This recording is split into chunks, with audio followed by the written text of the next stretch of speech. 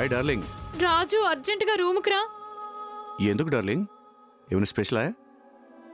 ఓహో, చూడకుండా ఉండలేకపోతున్నావా? లేదు, ముందు నువ్వు రా చెప్తాను. ఓకే డార్లింగ్, 5 నిమిషాల్లో నీ ముందుంటా, సరేనా? ఓకే.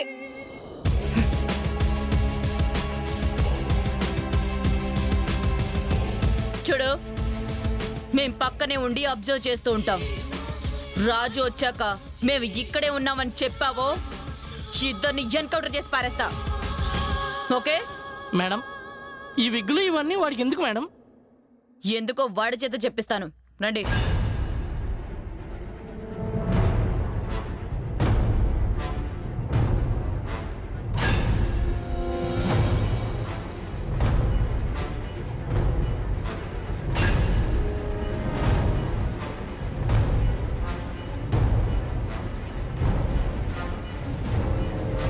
హాయ్ డార్లింగ్, ఏంటి అర్జెంటుగా రమ్మన్నా? అది వెల్కమ్ మిస్టర్ రాజు.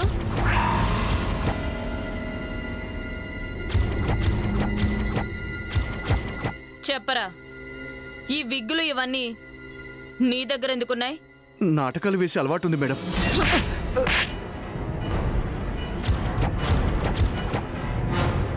నాటకాలు ఇంకెక్కడనే వేయి, నా దగ్గర కాదు. చెప్పు, నీ మీద అనుమానం రాకుండా మర్డర్స్ ఎలా చేసావు? ప్రమాణ పూర్తిగా నాకు తెలియదు మేడం. స్వరాజ్యం, వీళ్ళు ఇలా చెప్పరు గాని ఇద్దరిని స్టేషన్ తీసుకుపదండి. వీళ్ళ చేత నిజం ఎలా చెప్పించాలో నాకు బాగా తెలుసు. తీసుకెళ్ళండి. నడవే.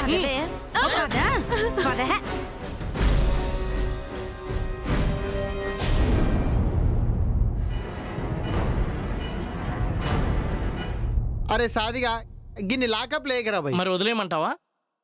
అదే కదా చెప్తున్నా అన్న, ఈ తమ్ముని వదిలేమన్నాడు. వదిలేసాయి. ఎటు ఇన్స్పెక్టర్ అమ్మ లేదుగా. అన్నా, నీ మేలు మర్చిపోలేనన్నా. నీకు ఏ హెల్ప్ కావాలని అడుగు. అచ్చా, ఏ హెల్ప్ అడిగినా చేస్తావా? నువ్వు వదిలేయాలి కానీ నీకోసం నా ప్రాణమైన ఇస్తానన్నా. అచ్చా గట్లనా? సీను, ఒక హంతకుని వదిలేయడం తప్పు. ఏం కృష్ణవేణి, నువ్వు కూడా మాట్లాడు. తప్పు సీను. ఇగో తప్పో ఒప్పో నాకు తెలియదు. ఈ బాయ్ సాబ్ నాకు హెల్ప్ చేస్తున్నాడు గజాల్ మనకి. చేస్తానన్నా. నేను బయటికి వెళ్ళగానే నీకు టచ్లో ఉంటా. వస్తానన్నా. అందరిని అడిగానని చెప్పు. అరే అందరిని అడిగినా అని చెప్తా గానీ నా దగ్గర ఒక పాలసీ కడతావా? పాలసీనా? అరే గదే బా, ఇన్సూరెన్స్ పాలసీ.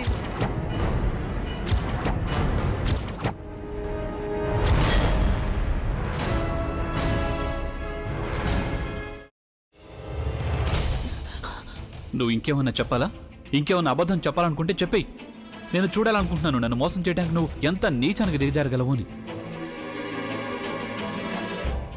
ఎందుకు ఆలియా, ఎందుకు నువ్వు ఇలా చేసావు? నీకు తెలుసు కదా, నానమ్మ తర్వాత నీ ఒక్కదానిని కదా నేను పూర్తిగా నమ్మేది.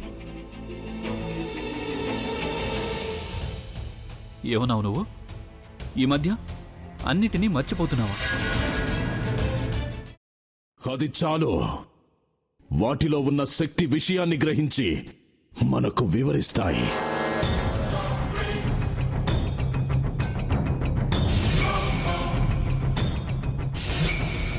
ఎవరు ఆ దండ విప్పొద్దు, గది తలుపులు తెరవద్దు.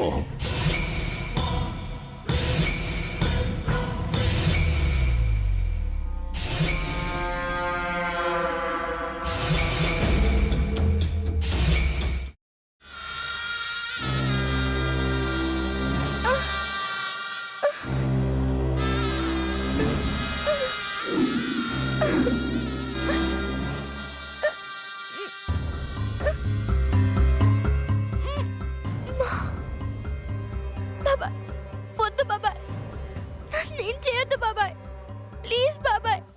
నీకు నిజం తెలిసినప్పుడే నా ఆలోచనలో నువ్వు చచ్చిపోయావు.